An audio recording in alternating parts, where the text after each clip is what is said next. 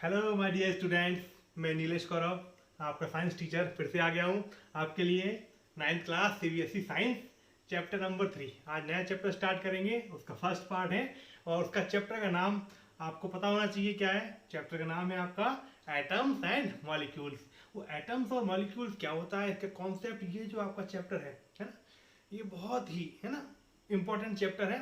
इस चैप्टर को आप पढ़ेंगे अच्छे से तो ही आप आगे 10th में, 11th में, 12th में अगर आप साइंस स्ट्रीम लेना चाहते हो, बेसिकली केमिस्ट्री में आगे करना चाहते हैं, अच्छा, तो ये जो चैप्टर है आपका, ये बेसिक कंसेप्ट बनाता है ना। बेसिक कंसेप्ट के कारण आपको बहुत अच्छा समझ में आएगा अगर आप समझने की कोशिश करेंगे तो। और इसी के कारण आपको आगे जाके बहुत अच्छी अच्छी चीजें आप उसमें आगे तक कर सकते हैं। ठीक है, आगे देखते हैं अपन इसमें कौन कौन से टॉपिक्स हमको पढ़ने हैं। टॉपिक्स इन द चैप्टर है, चैप्टर का नाम है एटम्स एंड मॉलिक्यूल्स। ठीक है, तो इंट्रोडक्शन है इसमें, है ना। इंट्रोडक्शन में आएगा लॉस ऑफ केमिकल कॉम्बिनेशन, क्या उसके लॉस हैं, उसके कुछ पार्ट दिए यहाँ पे, है ना। केमिकल कॉम्बिनेशन के ही अंदर ये आते हैं। ठीक है, law of conservation of mass. Law of conservation of मास क्या होता है ना, ये बहुत इंपॉर्टेंट चीज है, इसको अपन देखेंगे अभी आगे ना। इसके बाद देखेंगे law of constant proportion. Constant proportion क्या होता है ये हम देखेंगे, आराम समझ में आएगा। ठीक है, डाल्टन्स एटॉमिक थ्योरी। उसके बाद देखेंगे हम, अगला है हमारा atoms modern day, symbol of elements, अभी क्या सिंबल चल रहे हैं उनके, एटॉमिक मास है, उसके साथ में एटॉमिक नंबर आएगा, atom existence, molecules, atomicity, chemical फॉर्मूले। ठीक है, कैरेक्टरिस्टिक्स ऑफ केमिकल फॉर्मूले, rules for writing chemical formulas, molecular mass, formula unit mass, ions, mole concept, molar mass, ये सारे चीजें हमको आगे, और लास्ट में कुछ इंपॉर्टेंट फॉर्मूले रहेंगे वो हमको पढ़ना रहेंगे। तो चलिए स्टार्ट करते हैं हम चैप्टर नंबर 3। तो इसमें जो पहला टॉपिक आ रहा है आपका इंट्रोडक्शन, जैसे बताया था मैंने आपको, यहाँ ध्यान से देखें आप, इसमें लिखा हुआ अराउंड 500 BC, है ना, बिफोर क्रिस्ट के पहले, इंडियन फिलोसफर महर्षि कणाद। अब हमारे यहाँ पे इंडिया में तो बहुत सारे साइंटिस्ट हुए, है ना, ऋषि मुनि हुए, है ना, सेक्स बोलते हैं उनको, साधु संत हुए। ये इन भी बहुत, आर्यभट्ट का नाम सुना होगा आपने, महर्षि कणाद का नाम सुना होगा। तो ये जो थे बहुत बड़े फिलोसफर थे, साथ साथ साइंटिस्ट भी थे, बहुत ज्यादा रिसर्च करते थे, है ना। उसको हम देखते हैं इन्होंने क्या कहा था केमिस्ट्री से रिलेटेड इस चैप्टर में। देखिए, महर्षि कणाद, पोस्टुलेट मतलब उन्होंने कुछ थ्योरी दी थी, उसके बारे में कुछ परिकल्पना की थी, वो बताया गया है आपको। ठीक है, देखिए, the theory if we go on dividing matter, है ना, मैटर मतलब पदार्थ, पदार्थ मतलब कोई भी चीज। ठीक है, मैटर आप पढ़ चुके हैं, है ना, व्हाट इज मैटर, मैटर के बारे में अच्छे तरह से आप जानते हैं। फर्स्ट चैप्टर, सेकंड चैप्टर उसी से रिलेटेड था आपका। ठीक है, व्हाट इज मैटर, है ना, is matter around us pure, ये दो चैप्टर आपने पढ़े। तो ये थर्ड चैप्टर, मैटर की तो बात ही नहीं होती, आपको पता है कि मैटर क्या होता है ना, जो things which occupy space and have a volume और mass is called matter. There are 3 types of matter, solid, liquid and gas, हमने पढ़े थे। अब देखते हैं मैटर को भी डिवाइड करने वाली जो प्रोसेस है ना, कोई चीजें मान लो मैटर, उसको डिवाइड करना, तो यहाँ बात चल रही है on dividing matter we will obtain a smallest particle beyond which further division can not be possible which is known as परमाणु। मान लो ये जी आपके पास में एक आयरन रॉड है ना, लोहे की रॉड है। ठीक है, आपने उसको, इतनी बड़ी रॉड थी, इसको ब्रेक डाउन कर दिया, छोटी हो गई, उसको और ब्रेक डाउन कर दिया और छोटी हो गई, और ब्रेक डाउन कर दिया और छोटी हो गई। आप उसको ब्रेक डाउन करते जा रहे, करते जा रहे, करते जा रहे, एट द लास्ट एक पार्टिकल ऐसा मिलेगा आपको जिसको आप फर्दर ब्रेक डाउन नहीं कर सकते। हालांकि ये आप हम लोगों के फिजिकल प्रोसेस के थ्रू पॉसिबल नहीं है, और केमिकल के भी थ्रू एक एटम को आइसोलेट करना पॉसिबल नहीं है। अब क्या होता है बता रहे हैं, तो जो सबसे छोटा पार्टिकल होगा, आप कल्पना कर लें, आप उसको समझ लें कि सबसे जो छोटा पार्टिकल है, जो सबसे तोड़ने के बाद में सब आयरन है। ठीक है, आयरन की रॉड थी, 2 टुकड़े कर दी, दोनों आयरन, और टुकड़े कर दी, वो भी आयरन, और टुकड़े कर दी, वो भी आयरन, आयरन आयरन तोड़ते जा रहे हैं। At the last the smallest particle which we got, जो पार्टिकल सबसे छोटा है जिसको और तोड़ा नहीं जा सकता होगा ना, we can not further divided, उसको और ज्यादा डिवाइड हम नहीं कर सकते हैं। दैट इज, उसको जो थ्योरी दी है हमारे कणाद, कब, आज से लगभग 2500 साल पहले, 2500 ईयर्स एगो, उस समय उनने वो थ्योरी पैदा हुए थे, लगभग उसी समय उन्होंने वो थ्योरी दी थी। सोचो आज भी हमारे काम आ रही है। तो उन्होंने दिया था सबसे छोटा जो चीज रहेगी उसको क्या बोलेंगे हम, परमाणु। अभी महर्षि कणाद के बारे में हम बताएंगे आपको। उसके बाद देखेंगे आगे क्या दिया है, एंशिएंट, और ऊपर कर लेते हैं उसको अपन, एंशियंट ग्रीक फिलोसोफर, है ना, डेमोक्रिटस एंड ल्यूसिपस, है ना, ल्यूसिपस जो थे और डेमोक्रेटिस थे, कॉल्ड पार्टिकल्स एटम। इन्होंने उस चीज को क्या बोला, पार्टिकल एटम, है। इन दोनों ने क्या कॉल्ड दीज पार्टिकल्स को उन्होंने क्या कहा, एटम, जिसको उन्होंने परमाणु कहा था, जिसको महर्षि कणाद ने परमाणु कहा था, उसे इन्होंने क्या कहा, एटम। ठीक है, वो बाद में कहा इन्होंने, लेकिन महर्षि कणाद पहले ही बोल चुके थे। उसके बाद जो साइंटिस्ट आए, एंटोनी लॉरेंस, है ना, मतलब लॉरेंस, है ना, लवोइजर ने कहा, let the founder of the chemical science by the establishing of the important loss of chemical combination. इन्होंने ही जो लॉस दिए हैं केमिकल कॉम्बिनेशन के, इनको हम पढ़ते हैं। तो पहले इन साइंटिस्ट के बारे में थोड़ा हम जान लेते हैं कि इन साइंटिस्ट ने कैसे कैसे चीजों के बारे में बताया है, तो डीप में पढ़ेंगे उसको। देखिए आगे आ रहे हैं अपने पास में, ये जो पिक्चर दिख रही है आपको, महर्षि कणाद की, एक साधु की पिक्चर बना दी। उस समय तो फिल्म वगैरह चलते नहीं थी, तो एक हमको सोच समझने के लिए देखिए आप ध्यान से। Maharshi Kanada was ancient Indian scientist, fact, इनको फिलोसोफर थे। इन्होंने ये जो पार्टिकल्स के बारे में बताया, जिसको बाद में एटम्स कहा गया, इन्होंने अणु या परमाणु कहा था। ठीक है, ये फिलोसोफर भी थे, साइंटिस्ट भी थे। इन चीजों के बारे में कहा कि सबसे छोटी चीज, किसी भी चीज को फर्दर डिवाइड कर दिया जाए, at the end the smallest particle is known as अणु और परमाणु, उसको उन्होंने नाम दिया, जिसको आज हम एटम के नाम से जानते हैं। ठीक है, इंग्लिश में एटम बोलते हैं उसको। ठीक है, आगे देखेंगे इनके बाद में जो साइंटिस्ट थे आपके, डेमोक्रेटिस, है ना। अब यहाँ पे देखें डेमोक्रेटिस, अभी डेमोक्रेटिस हमेशा हंसते रहते थे। ठीक है, हमेशा हंसते रहते थे। इनको लाफिंग फिलोसोफर्स भी बोलते हैं ना, लाफिंग, हंसने वाले, हमेशा हंसते रहते थे। इन्होंने कई चीजें दी हैं, आपको पिक्चर शायद क्लियर समझ में नहीं आ रही, अब देखें आप, है ना। उसके बाद में ये जो है ल्यूसिपस, ठीक है, इन दोनों ने मिलके भी जो पार्टिकल का नाम दिया था वो एटम दिया था। इनकी बहुत सारी थ्योरी भी है। ठीक है, तो आगे अपन देखते हैं इनके बाद में कौन से साइंटिस्ट आ रहे हैं हमारे। लवोइजर आ गए हमारे इस चैप्टर के हीरो, है ना। हीरो की एंट्री हो गई है। इस चैप्टर के बारे में जो चालू करने वाले हैं, हालांकि और भी आएंगे, उसमें एंट्री होती जाएगी।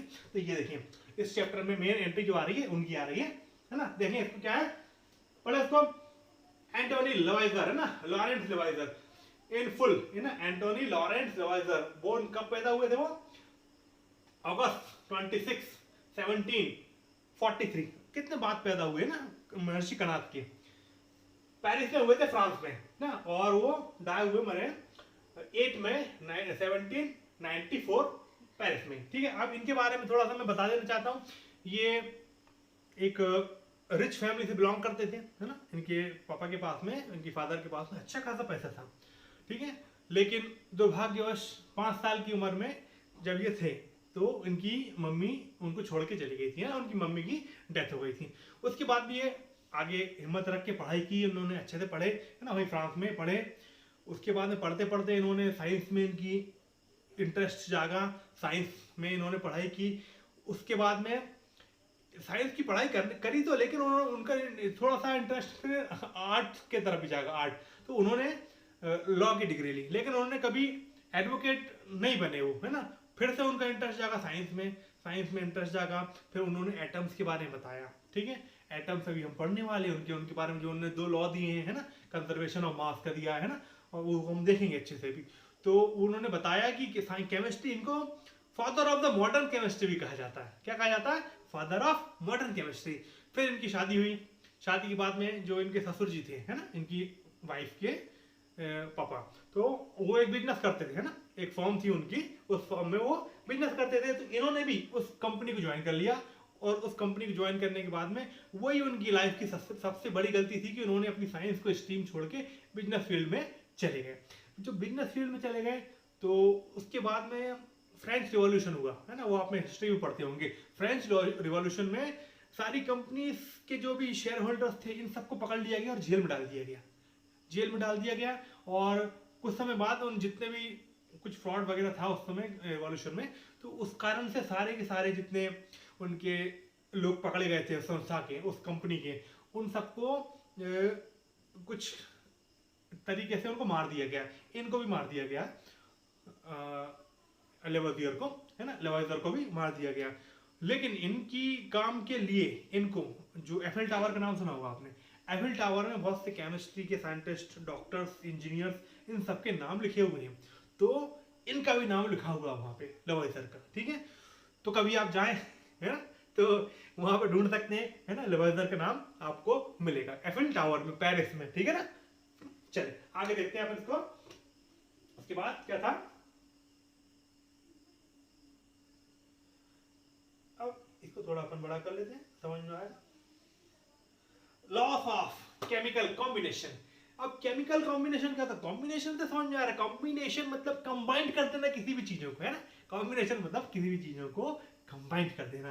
तो यहाँ पे केमिकल की बात चल रही है, this is the chemistry, chemistry in the sense chemicals, and chemical में कॉम्बिनेशन मीन टू से केमिकल फॉर्मूला बनेगा, केमिकल कॉम्बिनेशन होगा, है ना, उसको बोलेंगे हम केमिकल कॉम्बिनेशन। उसके लॉ क्या है, this law established after the experiments by लेवोइयर, और एक साइंटिस्ट और आए थे जोसेफ नाम के, ठीक है। तो उनके बारे में हमको उतना नहीं अभी पढ़ना, हमको लेवोइयर के बारे में ही देखना है। तो उन्होंने क्या दिया है, केमिकल रिएक्शन देखिए आप, the chemical reaction between to or more substances, more than two substances give rise to products which is governed by certain laws called laws of chemical reaction। दो या दो से ज्यादा केमिकल सब्सटेंसेस का मिलके आपस में कोई नई चीज बना देना, है ना, when two or more than two chemical substances combine to form a single substance or more than two substances or called products are called chemical combination. Chemical combination मतलब दो या दो से ज्यादा, ऐसा समझ लिया आप, दो केमिकल्स हैं या दो से ज्यादा केमिकल्स हैं, आपस में मिला दिया जाएगा तो कोई तीसरी चीज बनाएंगे, है ना, उसको बोलेंगे प्रोडक्ट, जो नई चीज बनती है प्रोडक्ट, है ना, आफ्टर फॉर्मेशन। तो ये जो कॉम्बिनेशन है that is called chemical combination, है ना, व्हेन टू और more than two chemicals react to form, है ना, सब्सटेंसेस और प्रोडक्ट्स, है ना, एक से ज्यादा प्रोडक्ट्स भी बन सकते हैं, that chemical reaction is called chemical combination, इसको बोलेंगे हम केमिकल कॉम्बिनेशन। फिर से देख लें, the chemical reaction between two और more substances give rise to product which is governed by certain law. कुछ नियम होते हैं, ऐसा नहीं कि कुछ भी बन जाएगा, कुछ जो केमिकल्स मिला रहे हैं तो उनकी कुछ प्रॉपर्टीज होती है, वो प्रॉपर्टी क्या होती है ना, कैसे होती है, वो सब हम करेंगे, है ना, अच्छे से करेंगे, समझ में आएगा आपको, देखते हैं, है ना। चलिए अब याद दिया आपको लॉस ऑफ केमिकल कॉम्बिनेशन, कुछ लॉ दिए हैं आपको, यहाँ पे मैं बताते जा रहा हूँ एक एक करके, देखना। Law of conservation of mass, law of conservation of मास, ये पहला लॉ है, ठीक है। दूसरा है law of constant proportion, constant proportion ये दूसरा है। थर्ड देखिए आप, लॉ ऑफ मल्टीपल प्रोपोर्शन, है, law of multiple proportion. Fourth law of reciprocal proportion, law of reciprocal मतलब उसका उल्टा, ठीक है। मैथ्स में पढ़ते हैं आप, है ना, डायरेक्टली और इनवर्सली आपने पढ़ा होगा, तो ये मतलब रेसिप्रोकल मतलब उसका उल्टा, है ना, x तो 1/x उसका रेसिप्रोकल होता पढ़ा होगा आपने। और फिर लॉ ऑफ कंबाइनिंग वॉल्यूम्स और मासेस, है ना, तो ये जो लॉ है ये हमको पढ़ना है, लेकिन सारे के सारे आपको 9th स्टैंडर्ड में नहीं है। 9th स्टैंडर्ड में केवल दो लॉ हैं जो ये स्टार्टिंग के, और ये जो तीन है ये आपको will study in higher classes, है ना, आप 11th में 12th में जाएंगे तो ये लॉस आपको पढ़ना है। यहाँ पे केवल दो लॉस पढ़ना है आपको, है ना, जो हम देखने जा रहे हैं, बहुत ध्यान से समझेंगे इसको, बहुत ही इंपॉर्टेंट है, ये केमिस्ट्री का बेसिक है ना, समझ में आएगा, अच्छे देखें आप, देखें आप बहुत अच्छे से। आ गया है आपके सामने law of conservation of mass, law of conservation of मास। अब ये क्या होता है सब, है ना, ये लॉ ऑफ कंजर्वेशन ऑफ मास होता क्या है, तो देखें अपन, यहाँ देखते हैं, आएगा समझ में। ड्यूरिंग अ केमिकल रिएक्शन, किसी भी केमिकल रिएक्शन में, अब केमिकल रिएक्शन क्यों, क्योंकि केमिस्ट्री की बात चल रही थी, केमिकल रिएक्शन तो होगी। During a chemical reaction the total mass of reactants, अब ये रिएक्टेंट्स क्या होते हैं मैं भी बताऊंगा आपको, ठीक है, इसको पढ़ के मैं आपको समझाता हूँ क्या रिएक्टेंट्स क्या होते हैं। During a chemical reaction the total mass of reactants will be equal to the total mass of product। अब रिएक्टेंट्स क्या होते हैं, प्रोडक्ट्स क्या होते हैं, उसको एक तरह समझ लें, फिर मैं आपको भी बोर्ड पे समझाता हूँ। तो केमिकल प्रोसेस में the substances which are going to involve or going to participate or participate in a chemical reaction, है ना, participate in a chemical reaction, किसी भी केमिकल रिएक्शन जो पार्टिसिपेट करेगा, दैट इज कॉल्ड रिएक्टेंट, जो react करने जा रहे हैं, जो केमिकल रिएक्शन में रिएक्ट करने के लिए जा रहे हैं, ऑल आर कॉल्ड रिएक्टेंट्स। एक से ज्यादा ही चाहिए, दो भी हो सकते हैं, तीन भी हो सकते हैं, चार भी हो सकते, सिंगल भी हो सकता है, ऐसी बात नहीं है ना, हम पढ़ेंगे उसको। तो वो सब्सटेंसेस जो केमिकल रिएक्शन में भाग लेने जा रहे हैं, भागने नहीं जा रहे, पार्टिसिपेट करने जा रहे हैं ना, उस केमिकल रिएक्शन को परफॉर्म करेंगे वो लोग, उनको बोलेंगे हम ये मान लिया। तो जैसे एग्जाम्पल आपको चाय बनाना है, चाय बनाना है, आपने दूध लिया, शक्कर ली, चाय पत्ती, पानी, है ना, अदरक, है ना, और आपके अनुसार जो आपको डालना है। तो ये जो सारी चीजें हैं, चाय, पानी, है, चाय पत्ती, ये सब, शक्कर वगैरह, ये जितनी चीजें हैं, ये ऑल आर रिएक्टेंट्स, क्योंकि ये केमिकल रिएक्शन करने जा रहे हैं, उस केमिकल रिएक्शन को परफॉर्म करेंगे। उसके बाद जो चीज बनेगी दैट इज कॉल्ड प्रोडक्ट। चाय बन गई, चाय इज प्रोडक्ट, वेस्ट मटेरियल निकला, वो भी प्रोडक्ट बना, तो बाद में उसको, ठीक है। तो ये जो प्रोसेस है, ये that is called chemical reaction, in which, है ना, some are reactants and the substances which are formed, which is formed is called product. ठीक है, एक भी बन सकता है, एक से ज्यादा भी बन सकते हैं। ठीक है ना, इतना समझ में आया। और लेकिन यहाँ पे लिखा हुआ है, इतना समझ में आ गया आपको, सर ये तो समझ में आ गया, लेकिन व्हाट इज दिस, ये क्या है, ये आप समझा दीजिए। तो हम समझा दे रहे हैं उसको। आपने पढ़ लिया है कि law of conservation of mass during a chemical reaction, है ना, during a chemical reaction the total mass of reactants will be equal to the total mass of product. अब इसका मतलब क्या है, नीचे की लाइन पढ़े हैं जब तक, नीचे की लाइन दी है, मास can neither be created nor destroyed in chemical reaction. अब ये बोल क्या रहा है, ये बोल रहा है ये कि मास का मतलब क्या होता है, मास का मतलब उसका वजन, उसका वेट, कितने किलोग्राम है, कितना ग्राम है ना, उनकी बात चल रही है। आपने अगर किसी केमिकल रिएक्शन में, ठीक है, आपने अगर किसी केमिकल रिएक्शन में रिएक्टेंट जितने भी लिए हैं, उन रिएक्टेंट्स को टोटल कर लेना, उसका मास, उसका वजन कितना है। ठीक है, मान लो कोई दो रिएक्टेंट्स हैं, दोनों का वेट कर लिया आपने, ये फर्स्ट रिएक्टेंट, ये सेकंड रिएक्टेंट, फर्स्ट का वेट 1 kg, इसका वेट 3 kg, तो टोटल कितना हो गया 4 kg। फर्स्ट दो रिएक्टेंट्स हैं, दोनों को मिला के केमिकल रिएक्शन होना है, इसका वेट आपका 1 kg, इसका वेट 3 kg, दोनों को मिला दिया, कितना हो गया वेट इसका 4 kg।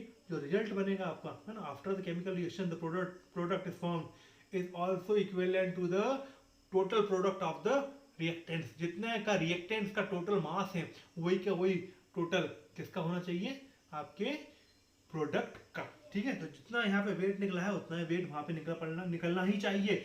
यही होता है, that is called chemical reaction. Law of conservation of मास, ना तो मास को खत्म किया जा सकता है, ना ही पैदा किया जा सकता है, कैन नॉट बी डिस्ट्रॉयड, है ना, डिस्ट्रॉय नहीं कर सकते, और ना इधर क्रिएट भी नहीं कर सकते। तो यही है, देखिए आप, मास can neither be created nor destroyed in chemical reaction.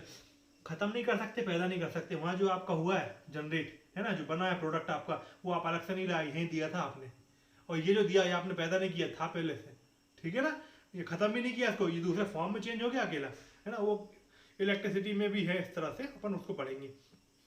तो जो मास था यहाँ पे, ना तो हमने उसको क्रिएट किया ना डिस्ट्रॉय किया, आपका टोटल मास इधर से इधर ट्रांसफर हुआ। जो प्रोडक्ट था उनसे मिलकर, सॉरी, जो रिएक्टेंट्स थे उनसे मिलकर आपका प्रोडक्ट बना। तो जितना मास आपका रिएक्टेंट्स का है, उतना ही मास आपका प्रोडक्ट का भी है। तो both the masses are equal. This phenomenon or this process or this law is called law of conservation of mass। law of conservation of mass, ये आपका रूल है। ठीक है, हम देख लिया अपन ने, law of conservation of mass, during a chemical reaction the total mass of reactant will be equal to the total mass of product। जितना reactant का मास है, उतना ही आपका प्रोडक्ट का मास भी होगा। आगे देखिए आप, एग्जाम्पल दिया है, एग्जाम्पल देख लें। एग्जाम्पल, रिएक्टेंट ए, कोई भी ए, मान लो कुछ भी हो सकता है, ए है, बी है, ठीक है, और दोनों से मिलकर क्या बन गया, प्रोडक्ट बन गया क्या, ए बी, है ना, एक प्रोडक्ट बन गया ए बी। तो mass of A plus mass of B, A और बी रिएक्टेंट्स का मास किसके बराबर होगा, जो प्रोडक्ट बना है उसके मास के बराबर, है ना। जो मास ऑफ ए बी, जो यहाँ ये प्रोडक्ट बन चुका है, उसका मास रिएक्टेंट्स ए बी के मास के इक्वल होगा। This law is called law of conservation of मास। ठीक है, आगे देखते हैं, अगला टॉपिक देखते हैं उसको।